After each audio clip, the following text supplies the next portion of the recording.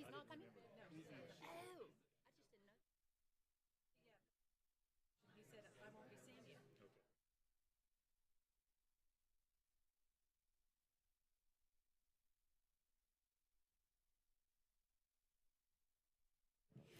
Alrighty. Okay. Good evening, everyone, and thank you for coming to the Williamson County School Board meeting. We're going to go ahead and kick the meeting off and call the meeting to order. First on our agenda is to record attendance.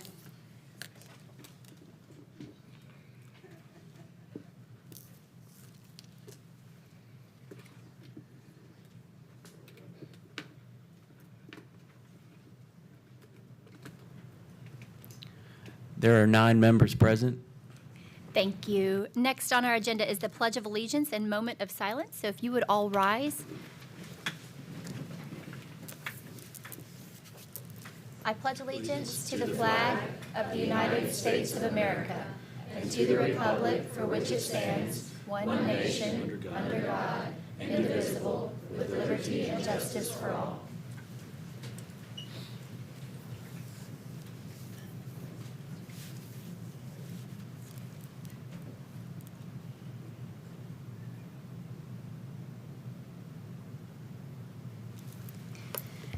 Thank you. You may be seated.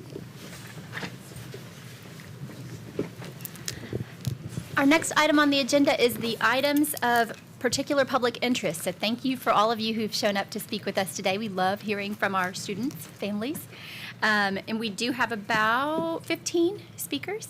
So I will call you up 2 at a time, but you don't have to come to the podium until the person's finished before you. That's just so that you're prepared.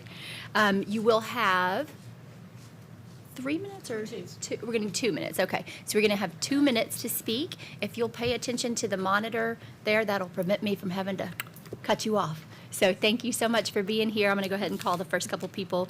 First is Izzy Rose.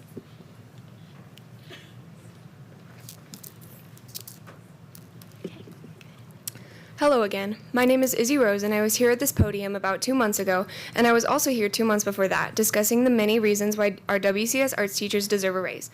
The last 2 times I've been here, you guys made it seem like you're willing to talk through this and make a change, but that has not happened yet, because still no changes have been made. There was some hopeful chatter that this could get addressed, but that has clearly not yet happened. The intentions of saying you were going to do something and actually doing it are 2 different things. There are still major differences in the pay that our own arts teachers make when compared to other paid after-school positions. This makes me feel like I'm not being taken seriously, so please don't view me as just a kid. I'm well informed about exactly what's happening. And don't think about my little brother or any of these other students in that way either, because you guys are at the top of the pyramid. You guys are the decision makers, and we are the ones at the bottom who have to deal with this underfunded arts program. Another thing is that about 76% of fine arts teachers in America are female, and 67% of school coaches in America are male. This makes me ponder if you are all aware that this could be more than just the fine arts teachers being paid less, but really looking like the women who have had to live and deal with this pay disparity when compared to their male counterpart coaches. And now I'm curious, if I were up here as a male athlete advocating for my male coach, would this make any type of difference? I'm not being accusatory, however, I'm making sure that you guys are simply aware of the truth. This set stipend system for our arts teachers is inadequate, unjust, and quite honestly, it is embarrassing that we pay them so little. This is an issue that must be addressed by you, our school board members. This is my 3rd time speaking up here about the same topic. At this point, the curtain has been opened, the spotlight has been directed towards this pay discrepancy more than once, and we, the audience made of WCS theater students, are wondering if you, the school board, with your elected power, will care enough to make a difference. Thank you. Next we have Gray Rose, followed by Sophia Swirling. Hello, my name is Gray Rose, and this is the 3rd time I've been up here talking to a board that seems receptive, but then doesn't act. These arts teachers deserve more than you're giving them. If they leave, then you and us, the district and the students, both lose a great teacher that makes us feel welcomed, accepted, and happy. As an actor trained by a professional arts teacher, I can tell if somebody is acting. You are acting like you're going to get this done. And if you sit on your hands too long, then we are going to lose them. For a moment, please think about the kids who are welcome, loved, and applauded by these great arts teachers. Think about them finding their group and being a part of an after-school production. How will they feel if they lose one of these teachers? We have brought this up so much. We told you. Now you, as a board, know to get this done and pay these teachers what they deserve. I can only hope that you acknowledge me and my sister this time, for the sake of all the arts teachers out there. Thank you for your time. Thank you. Next, we have Sophia Swirling, followed by J.J. Linninger. Hello, I'm Sophia Swirling. I'm 12 years old and attend BMS. Fine arts has been my passion since I was 5 years old. Theater is my sport. Middle school theater and choir have been an amazing experience. They eased my transition into middle school by helping me find a community of like-minded people and make a lot of friends. Miss Daniel, our theater director, is dedicated. She spends so much time helping us be our very best in the fall play and spring musical. She put in the same amount of work, if not more, as coaches do every season. She even went out of her way to come every weekend to help build sets with parents. Not to mention that she has to produce a completely new play and musical every season. I don't think it's fair for her or the other arts teachers to think their effort is less worthy than that of a sports coach. Thank you for your time. Thank you. Next, we have J.J. Linninger, followed by Philip Cook. Hi, I'm JJ Leininger. I attend Brentwood Middle School and I'm 14 years old. I'm an experienced multi-sport athlete and fine arts student. I've spent countless hours after school doing cross country, track, baseball, theater, and choir. And I believe that coaches and fine arts teachers who lead these activities should be paid in the same way. I've grown so much as a person through both. Learning how to manage my time well has allowed me to grow in my talents as well as excel academically. I've been able to make friends in multiple grades, which give me role models to look up to and how to be a role model to others. I can't tell you that sports have had a bigger impact on me than participating in theater and choir. So why should coaches get paid more than fine arts teachers? I appreciate you taking testimonies into consideration. Thank you. Next, we have Philip Cook, followed by Roha Shah. Good evening. My name is Phil Cook. My daughter attends Crockett Elementary School in Brentwood. My daughter rides bus 202 at Crockett with the wonderful Miss Donna. We live in the Willamette neighborhood, which is roughly 4 miles away from Crockett. Last Wednesday, my 8-year-old daughter arrived home at 5:08 p.m., nearly 1 hour and 20 minutes after school dismissal. She also arrived with a letter stating that due to staffing concerns, it would be the new normal. This is unacceptable. Arriving home that late negatively impacts her ability to participate in extracurricular activities, spend time with her family, rest, and just be a kid. And this is not a new issue. I'd estimate we've had routine service disruptions for the last year and a half.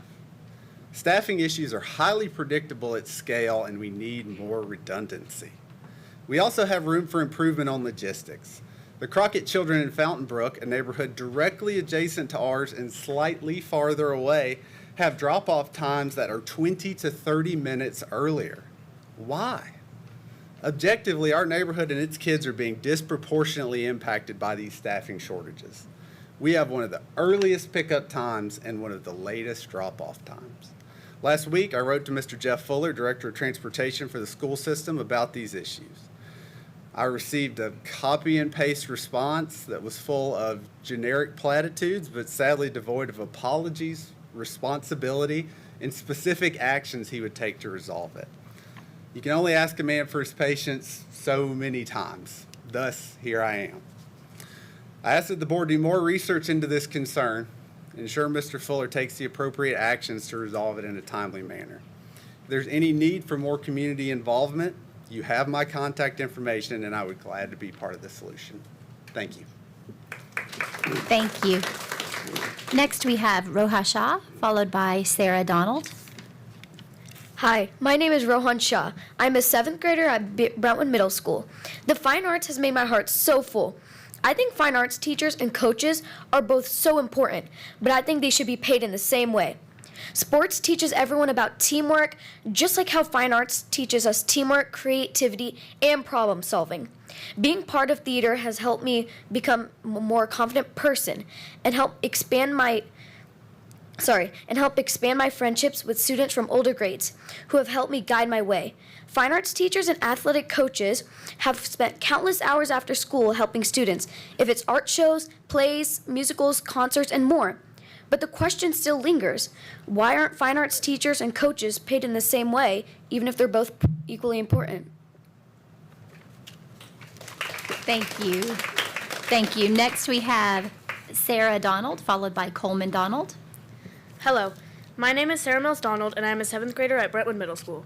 The Fine Arts program teachers have really helped to boost my confidence.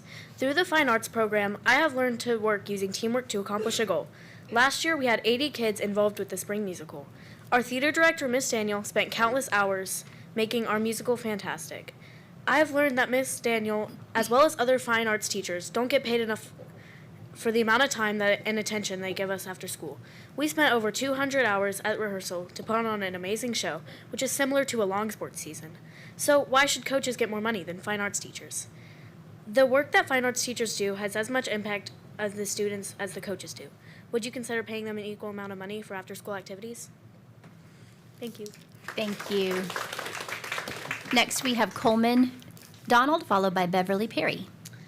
Hi, my name is Coleman Donald, and I'm a 9th grader at Brentwood High School. I have been involved in choir and theater since middle school, and I'm still really active in both. Fine arts students care a lot about representing their schools with our talents, and we are lucky to have these amazing teachers to guide us.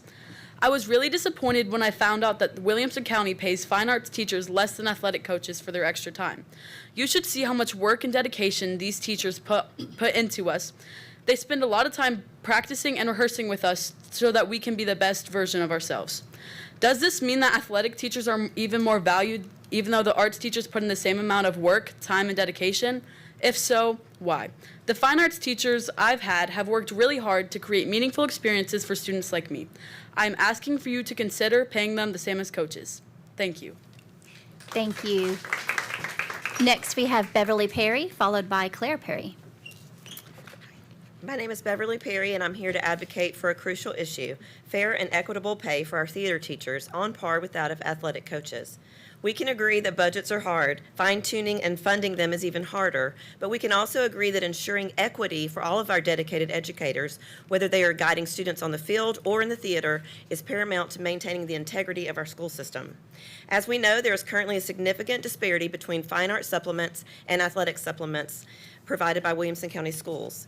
Theater teachers who devote hours to nurturing creativity, teamwork, and problem-solving skills in their students receive a fixed rate for their contributions. This rate does not consider tenure, salary, or the immense time commitment they invest. In stark contrast, athletic coaches receive supplements that are not only a percentage of their salary, but also increase with each year of service and every pay raise. Coaches are compensated per season, meaning a football coach who also coaches wrestling and track can earn 3 separate supplements in a year. Meanwhile, theater teachers receive just 1 supplement annually, regardless of how many seasons or productions they oversee. Our theater teachers at the middle school level are making only $2 to $3 per hour for the time they dedicate to our students outside of regular school hours. This is not just a financial issue, it's a matter of respect and recognition for their hard work and profound impact that they have on our students' lives. Every theatrical production should be treated as a season, just as we do with sports. Why should the contributions of our theater teachers be valued any less than those of our coaches?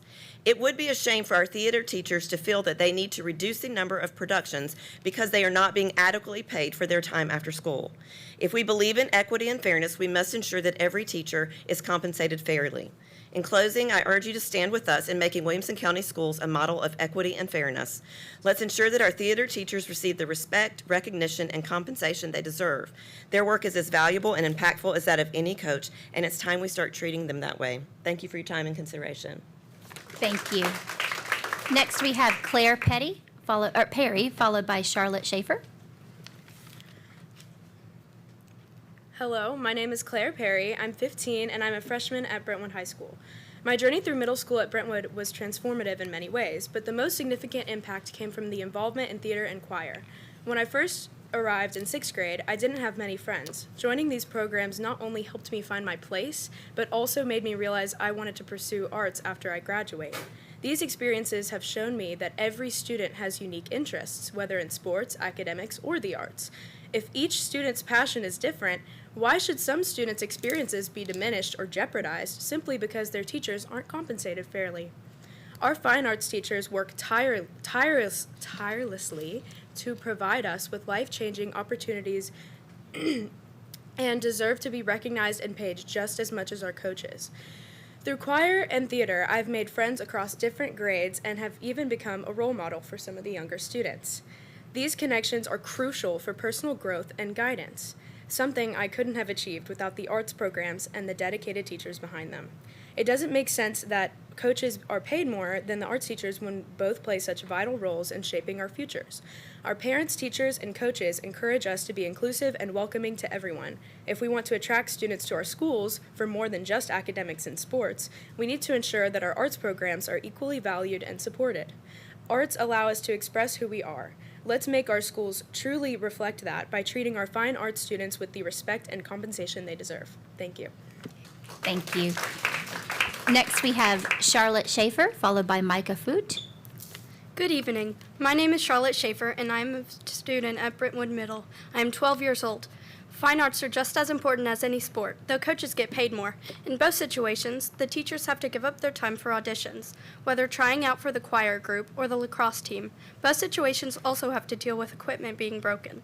In Frozen, our musical last spring, the Sven puppet broke many times, and usually the teacher or the theater teacher would have to fix it. Also, in both situations, the teacher will teach them something new at their sport or fine art, like teaching a student a new cheer or a new piece of music in choir. Choir has been an amazing experience for me. I was part of Powerhouse, the auditioned ensemble group, and 6th grade choir, and loved both of them very much. My choir teachers helped me with expanding my musical abilities. Another amazing experience I have had is the musical. My theater teacher has taught me many important things to help my acting abilities. If they are both so similar, then why are their pays so different? Thank you. Next, we have Micah Foot, followed by our final speaker, Angela Frederick. Hello, my name is Micah Foot, a freshman at Brentwood High School. Thank you for allowing me to talk to you about increasing the pay of the arts teachers. The arts are a welcoming and inclusive community where people can be accepted and celebrated as they are, experience different cultures, and form relationships outside your regular social groups. These experiences and relationships would not be possible without the arts teachers. I've been a part of the arts at WCS for 3 years, and I'm so grateful for the opportunities that each and every arts teacher has given me. They are continually focusing on how they can help you grow your talents. The hours that both the students and the teachers put in form a powerful bond based on creativity, understanding, and friendship.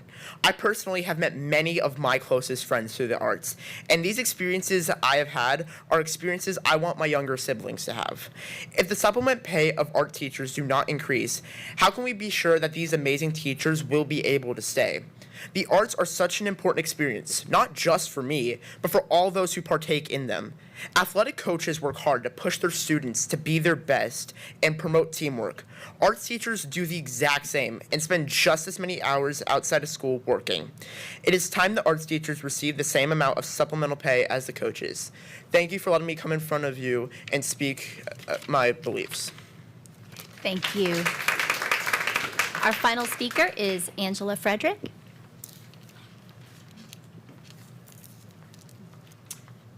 Hello, my name is Angela Frederick. I'm the current president of the Williamson County Education Association, WCEA. We represent classroom teachers, support staff, bus drivers, and administrators who work for WCS. I would like to thank Ms. Durham, Ms. Apria, Ms. Cleveland, Mr. Wimberly, and Mr. Haw for their service to the board and to the district. We appreciate the time and effort you've poured into this endeavor, and as you move on to different horizons, I ask that you continue to support WCS teachers and staff and let our community know what a valuable asset we have in our public school system. And since I have a minute and 20 seconds left, I want to say to all the people that have showed up tonight to advocate for arts teachers, we appreciate your time. WCEA has been working with central office staff to create a committee on stipends and supplements, and there are fine art teachers serving on that committee. And this issue is in our wheelhouse, and we are helping get it figured out. So thank you very much. Thank you. Thank you so much to everybody who showed up tonight. We really value your comments and your opinions, and as Angela said, this is being worked on, so you're not going unheard.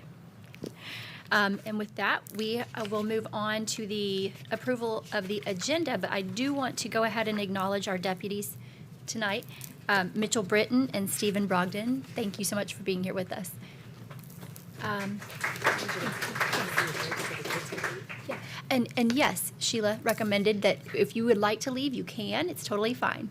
You don't have to stay for the whole meeting. Okay. Next is the approval of the agenda. Do we have a motion? Ms. Clements, thank you. And do we have a second? Mr. Beasley, thank you. If no discussion, we can cast our votes for the approval of the agenda.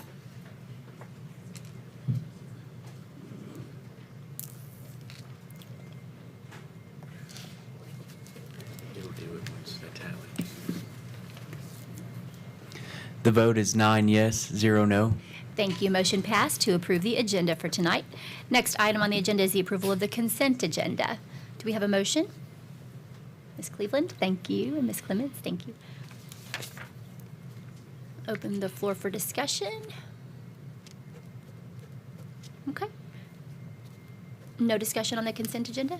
Board members, we can move to a vote.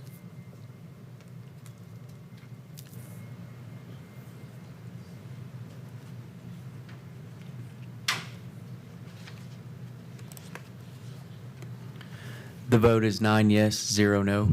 Thank you. Motion passed to approve the consent agenda, and that approval did get us the approval of the June 17th, 2024 school board meeting minutes and board policies for first and final reading as follows: the code of conduct for visitors to schools, the school calendar, the property sales, emergency preparedness plan, security, family life curriculum, use of artificial intelligence programs, report cards and grading systems, promotion and retention, testing programs, physical assault leave, substitute teachers, zero tolerance offenses, opioid antagonist, and reporting child abuse.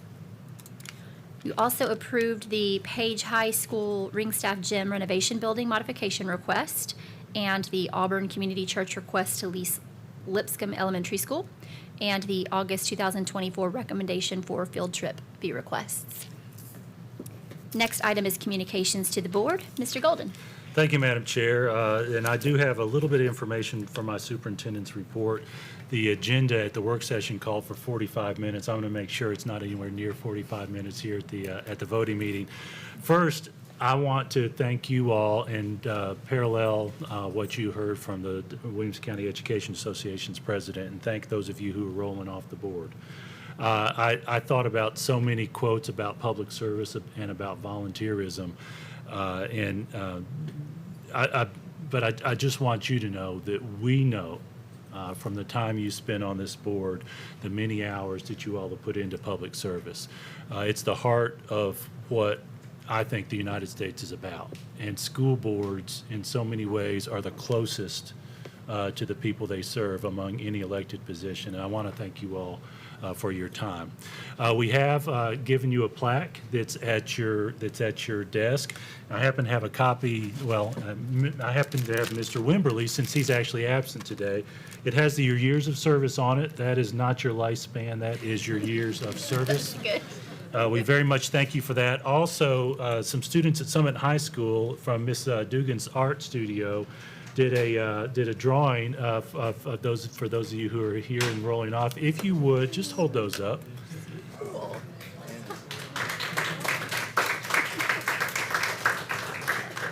And it's really neat, and I think it's also neat that our students spoke about fine arts at a time where you all were receiving a gift from our art students. So I specifically want to thank you all for your dedication and your service to the board. And I feel like I want to go on because of the difference you all have made, but I know I have to move on to the next item, but thank you again. We know that the work you all will do in the future as volunteers, as community members, it doesn't end with our school board, because I know you and I know what you guys have done.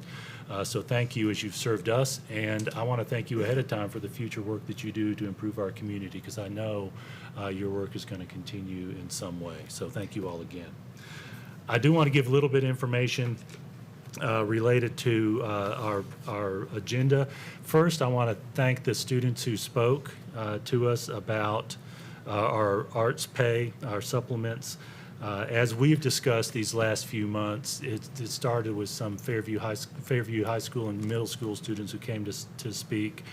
They brought to your attention what we had actually introduced in some conversations with the Williamson County Education Association, where we started asking questions related to arts pay.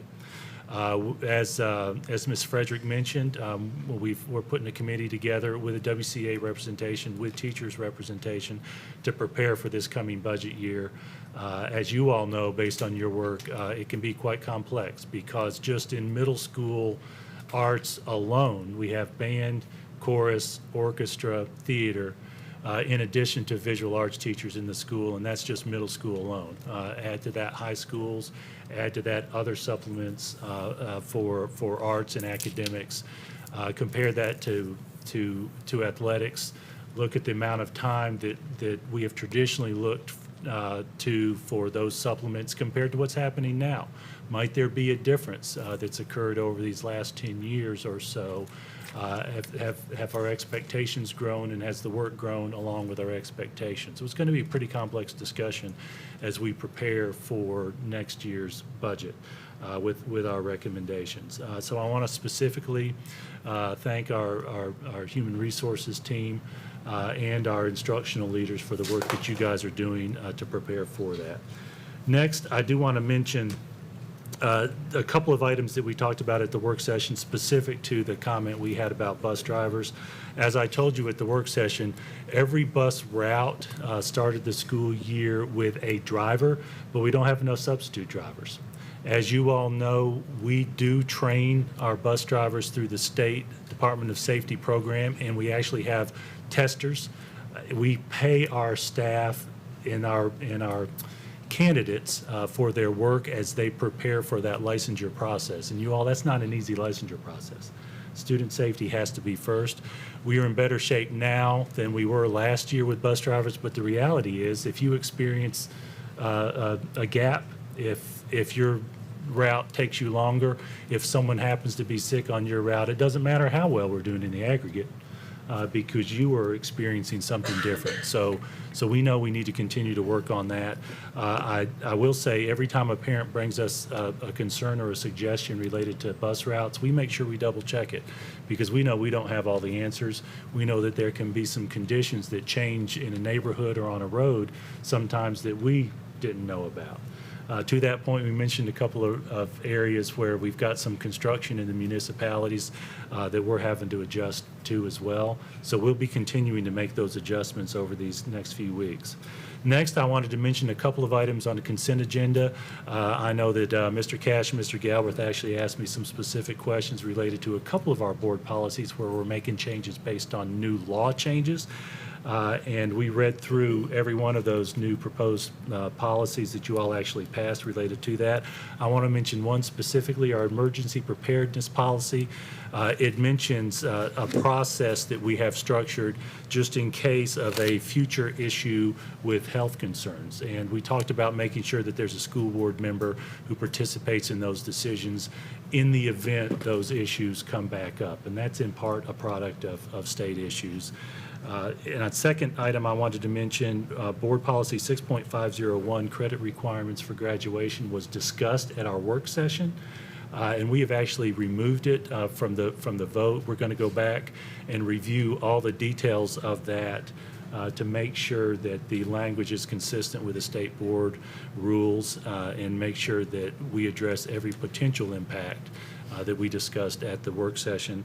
Finally, report cards and grading systems, Board Policy 4.600. I wanted to point out one specific change that will be applicable now, even though students enrolled for courses before this law was passed by the legislature, that Advanced Placement Cambridge International College Level Exam Program, or CLEP, for those of you who are familiar with high school students clepping out of college courses, international baccalaureate courses and dual enrollment courses shall include an additional 5 percentage points to the grades used to calculate the semester average. And that's an increase over last year, especially for those dual enrollment courses. So I wanted to point that out. So those students who signed up for dual enrollment courses will get a little bit of an additional benefit in grades for this coming school year as a result of the State Board of Education increasing those. So with that, in the consent agenda, I do want to give you all a couple of reminders and a suggestion to you all to go back and look at our work session discussion. I especially want to mention another law that changed that actually was not in policy, but did affect the way we structured how we communicate with our parents. The legislature passed a quite comprehensive law related to parent decision-making, and it went from medical providers to counselors, to mental health counselors. And specifically, we spent some time talking about our school counselors. And I mentioned that there's still a little bit of confusion across the state on how to implement this new law. We've heard multiple discussions from different, not just geographic areas of the state, but among professionals as to how to implement this. And we've told you, and I've told you, that it may be that this law remains in flux because people are still trying to figure it out. Where we are right now is the fundamental premise of this law is that parents need to be the decision makers on those services. And the state set up a structure where parents must give consent for counseling services, for non-emergency health care services, et cetera. The law set up a structure where we could do a blanket authorization from parents, but the structure as it's written does not make that the exclusive way for parents to give permission. And so by implication and sometimes explicitly, we had in our communication with families at different schools not been clear about that. So I want you all to know a couple things that we did. Number one, for those parents who did not sign that blanket consent, we made sure to give each one of those parents a call and learn from them what their concerns were, explain to them the services that we're talking about so that they can make an informed decision on that.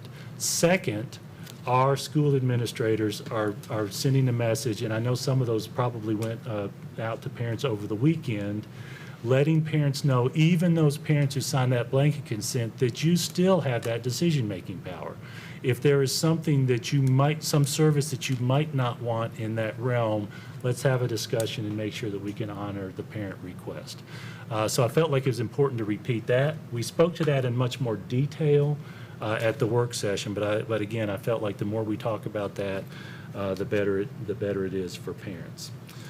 So with that, Madam Chair, certainly open any questions the board may have, but that is my superintendent's. Well, I can't resist. We had a great school start, y'all. The beginning of school was wonderful. I encourage folks to go back and look at the videos of the first few days of school, especially those youngest grades. It's exciting for everybody, but it does your heart good to see some of those young students starting. I'm sorry, I interrupted myself. I had to get that out. This is my superintendent's report. Awesome. And you do have some follow-up questions or comments. So, Mr. Galbraith? Thank you, Madam Chair.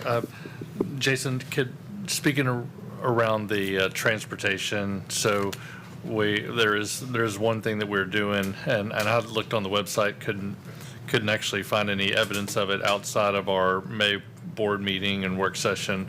But is it possible to put that rollout schedule for the hub stops so that we're doing that, and just speak to that a little bit, and maybe go ahead and put those on the website so that parents we can point them there when they have a question about when they're going to be up for change? Sure, thank you for that. Actually, we had a meeting this morning with our operational team looking at that structure, so we'll make sure to do that. Let me give a brief synopsis for those who might not know what we're talking about. Last year, we piloted what we are calling hub stops, where we have eliminated some of our bus stops and included just one bus stop where folks might walk a further distance to the stop rather than have multiple stops, to experiment to see, could that speed up the process? Could that, in essence, buy some additional minutes for students? We saw some success. We know that there are going to be some areas where that would work and other areas where that won't. So we have a plan related to each region where we project that we might be able to make some changes there and get parent input on that before we do it. Thank you. Mr. Cash? Thank you, Madam Chair. I just got a question for Mr. Golden. Will there be a message sent out via email to all the parents, letting them know that they have choices on what the children will be able to speak about? Yes, sir. The messaging that we're doing to all our families it is via email, and we've actually had language that we made sure was consistent from our secondary schools and our elementary schools, letting parents know that. Okay, all right. Thank you, sir. Yes, sir. Mr. Brown, did you take yourself off? Okay, cool. All righty. Great. Next on our, were you? No, ma'am, good? that's it. Okay. Then we have, come on up, Carol. It's time for some student, staff, and school spotlights. Board members, I know it is unusual to start the school year with student spotlights, but we have some to share with you tonight. And the first one is a national award. This is Anthony Beckett. You may have seen him around. He goes to Brentwood High School, or did he just graduate from Brentwood? He just graduated from Brentwood High School. But Anthony won the Incubator EDU National Pitch Contest. He was on the national stage and earned great recognition. You may remember he created an educational software product, and we are so proud of Anthony. And also, this happened also over the summer.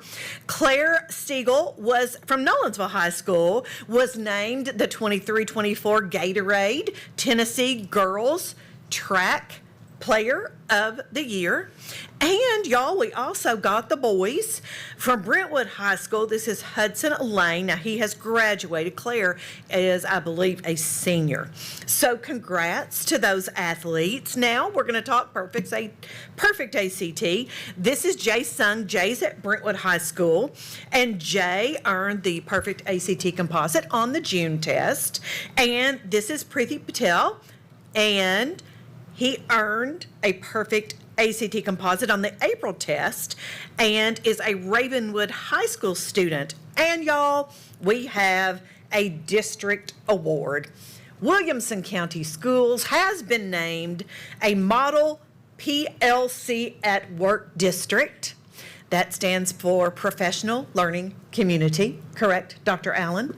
Very good. So we want to say congrats to Dr. Allen, Dr. Webb, Dr. Oyer, and all of their teams who have worked so hard to earn this recognition for our district. So congrats to everyone. Thank you, Carol. Next on our agenda is the board chair report, and I want to first welcome Dr. Dennis Driggers to the board over here with our district. And then just let you know a few logistical things. So the three of us who are rolling off, plus Rick and Jen who are not here today, we will be serving you still until August 31st. Starting September 1st is when our new board members who haven't been sworn in yet do come on board. We have one right here. And the first meeting that you guys will participate in is the September 3rd policy meeting, then the September 12th work session, and the September 16th official voting meeting. So welcome to the board, guys. And I do want to open the floor to Ms. Cleveland to say a few comments. Thank you. Come on.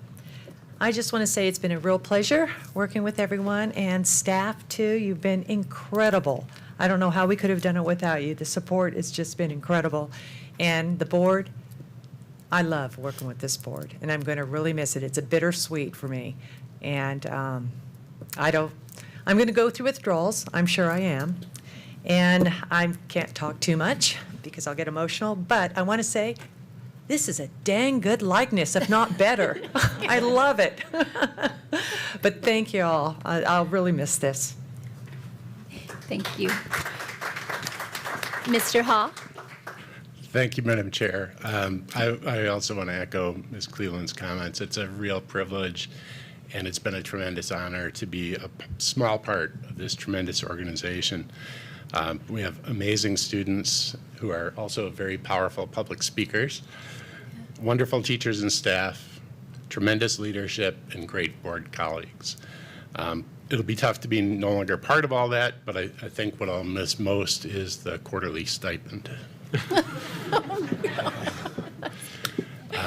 Seriously, this job is tremendously rewarding in many, many ways, and it's easy to take excellence for granted. It takes continuous commitment and support from the community, and as board members, we read and agree to a code of conduct, and Article 1, Section 1 says, I will at all times think in terms of students first.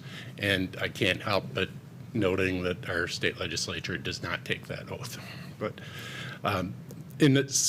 we are in a unique role, and we serve as the standard bearers for delivering world-class education, arts, and athletic opportunities. And our community has appropriately high expectations for the return on their investment. I really look forward to seeing what the future holds for Williamson County Schools. I know that there's going to be amazing accomplishments and much more to celebrate, and hopefully Carol will continue to do it for a long time. Thank you. Thank you, Mr. Hawk. And I have to say, the two things I'll miss the most are Miss Birdsong's announcements every month here, celebrating our students, faculty, staff, district, but then also the amazing food we get before work sessions and policy meetings and board meetings. It is really good. But I want to also thank all of the administration, staff, Jason, Bobby. It's been such a privilege to work with you and learn all of the hard work that you do put in behind the scenes, and learned a ton from you. Oh, I'm going to cry.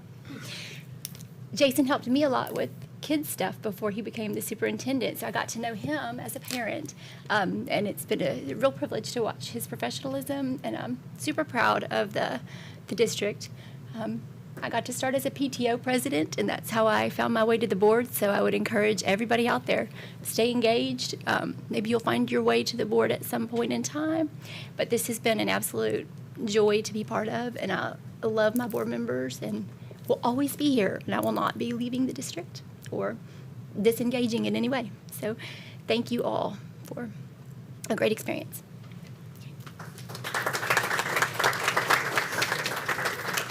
And now we can move to new board business.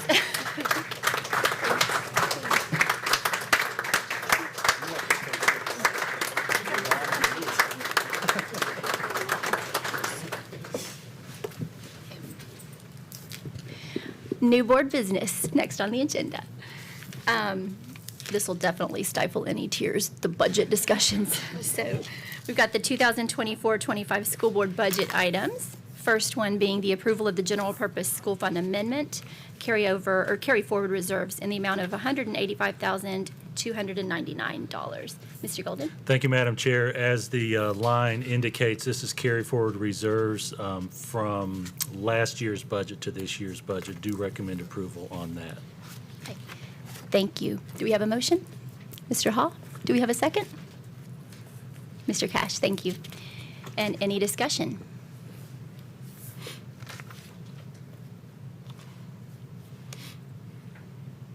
Okay, board members, we can cast our votes.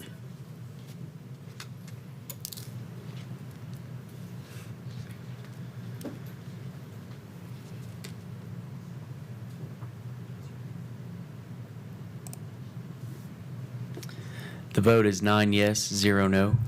Thank you. Motion passed to approve the general purpose school fund amendment carry forward reserves in the amount of $185,299.52.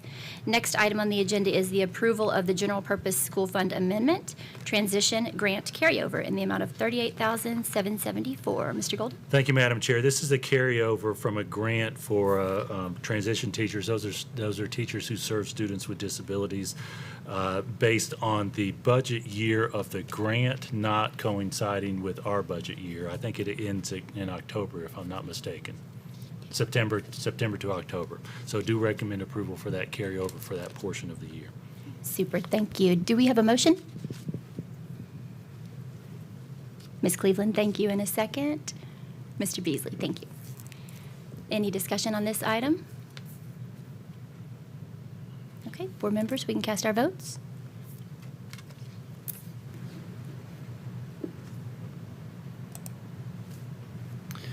The vote is 9 yes, 0 no. Thank you. The motion did pass to approve the general purpose school fund amendment transition grant carryover in the amount of $38,774. And the final item under budget is approval of the capital projects fund intra-category technology for $3.4 million. Thank you, Madam Chair. This is a recommendation to move some of our requests for student devices, computers, to the capital projects, which was a portion of the process we went through with the county commission to fund the 6% pay increase without increasing the property tax rate. In addition to this amount, we reduced our positions that we originally asked for. The county forgave energy savings payment that we had scheduled for some capital improvements that we had made, and we lowered the request for the funding for textbooks based on that agreement. So I do recommend approval for that purpose. Super. Do we have a motion? Mr. Haw, in a second. Thank you, Ms. Clements. Board members, do we have any discussion on this item? Mr. Galbraith. Thank you, Madam Chair. Jason, can you just speak to what these computers are for? And I think we're getting a little bit. We're buying a number fewer than we thought in the budget, but also around the process that we're currently going through before the next budget for the elementary school. Sure, thank you for that. I'm going to answer your second question first, and then I'm going to ask Mr. King, Brian King, to speak to the actual purchase for this year. We have been going through a process of phasing in our device replacements, our Chromebook replacements for our students. We started with middle schools and now high schools, and our plan is for next year to evaluate elementary school devices. We've been one-to-one, and we actually initiated that about 5 years ago now. And we have delayed the elementary school replacement structure to the last because we are going through the process of evaluating whether there is a need at the elementary grades for one-to-one devices. Dr. Julie Oyer and her team, and she happens not to be here today, but I know Dr. Allen has participated. We've got teachers involved, school administrators, and evaluate the usage at those youngest grades and the need. I think you all know that at the middle school level, TCAP, the state testing structure actually includes online. The youngest grades do not. And so that's a factor that we're considering as well. So from a timetable perspective, in preparation for next year's budget, Dr. Royer and her team ought to know by the end of October what they're going to recommend to us to prepare for next year's budget. And Brian, if you would speak to the actual purchase this year. Yes, sir. Thank you. This purchase is for the replacement of the high school Chromebooks. There is some replacement teacher notebooks in there for end of life as well. We were able to get the budget reduced through negotiations and actual numbers down $600,000 from what we originally thought. Sounds good. Thank you. I thought I'd heard that number at the work session, but so that's great. And so every little bit that we saved is more available money for this year if we have some things that we put off, right? And in addition to the money that Rachel said that she'll find out exactly how much is left after the books are officially closed. But it sounds like we have $3.5 million more than we thought we did come the end of the budget cycle. That's correct, and thank you for mentioning that. The State Department of Education requires us to start the year with a 3% fund balance. As we started this year, Rachel's done her calculations. We are actually at about a 3.5% fund balance, so we're a little bit ahead of that state minimum, which actually is better than we've been, Rachel, in the last few years. So to your point, yes. Thank you. Mr. Brown? Thank you, Madam Chair. The budget was obviously a major area of focus in the last, let's say, May and June, into July, in back and forth with the County Commission on the numbers. And I think it was a really healthy discussion, really healthy exchange of ideas, and really important to point out and underscore what you just said, that this was one of those items that we used as part of the way to balance that budget and close that gap. I think it'd be useful, just for the sake of getting it out there again on the record, of the amount that this is going to leave us with in the contingency fund, and then maybe talk about the type of things that we would use that remaining money for over the course of the year, things that may come up, either planned or unplanned. Thank you for that. Yeah. So as I mentioned, the State Department of Education requires a 3%, I should have said undesignated fund balance. And so that undesignated fund balance in general is designed to deal with emergencies, to prepare.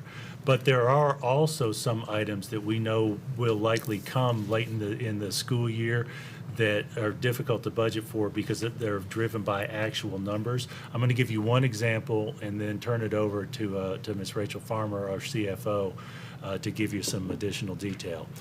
Typically, late in the school year, or maybe it's gotten a little bit earlier, sometime around January or so, we make bus purchases for the following year based on the turnaround time to make an order and actually receive the buses. So traditionally in Williamson County, we have encroached on that undesignated fund balance to fund those bus replacements. Rachel, can you give some more detail and examples? Sure.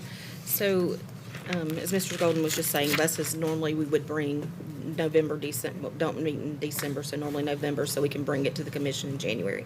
This past year, we also had radio purchase, for instance, that came out of fund balance that was also for transportation. So those are the kind of things that we would normally see about that time of year.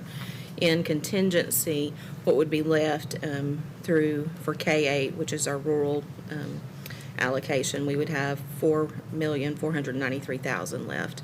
And then in general, which would be for the high school, that's $1,861,000 left.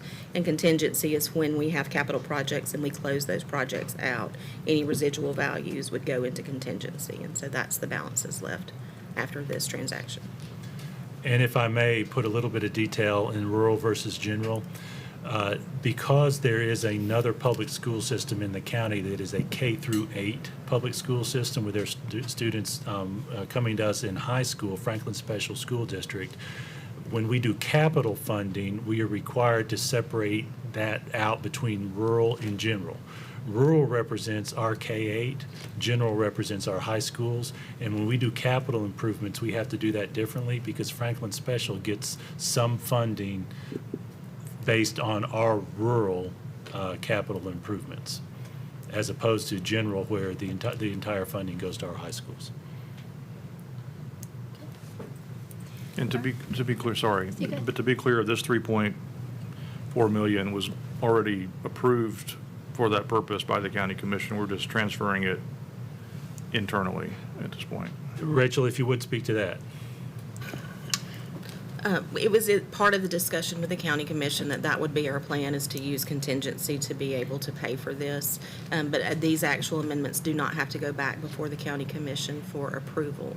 And so they will not vote on it again, but they are aware as we discuss the budget and how we would balance that we would be doing this piece. Okay, thank you. All right. Thank you for the discussion. Board members, we can go ahead and cast our votes.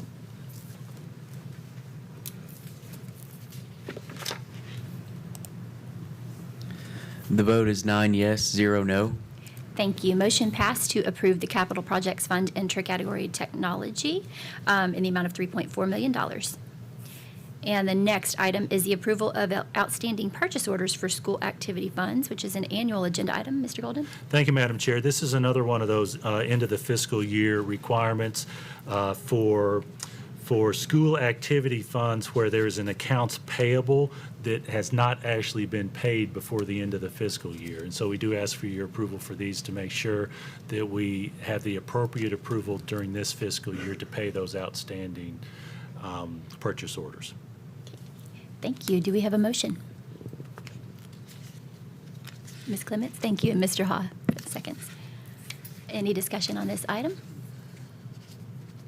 Okay, board members, please cast your votes.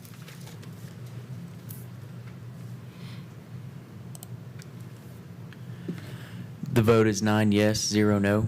Thank you. The motion passed to approve the outstanding purchase orders for school activity funds. The next item is the approval of sick leave bank. Thank you, Madam Chair. We have a sick leave bank where licensed educators will donate some of their sick leave into a bank to cover peers, colleagues who might need additional sick days. Per state law, there's a structure for the committee. That includes 2 school board members and 2 Williamson County Education Association representatives. We have our memo there. Mr. Welch has been on the sick leave bank for a few years. Mr. Beasley is our recommendation to take the position that was actually vacated by Elliot Mitchell when he left the board just a few months ago. So I do recommend approval on that. Super, thank you. Do we have a motion?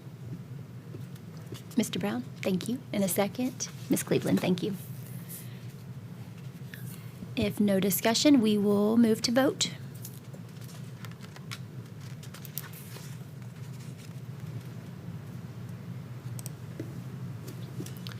The vote is 9 yes, 0 no. Thank you. Motion passed to approve the sick leave bank. And next item, final item on the agenda is the approval of the annual agenda. Thank you, Madam Chair. We have a board policy related to annual agendas that requires us to have an annual agenda that's a guide to us so that we don't miss items that must occur annually. And you have that before you. I do recommend approval for us as a guide for this coming year. Awesome. Thank you. Do we have a motion? Mr. Galbraith, thank you. In a second. Ms. Cleveland, thank you. Any discussion on the annual agenda? Okay. School board members, let's cast our votes.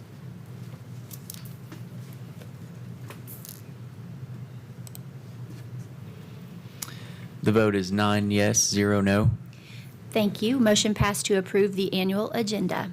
And that adjourns our meeting. Thank you, everybody.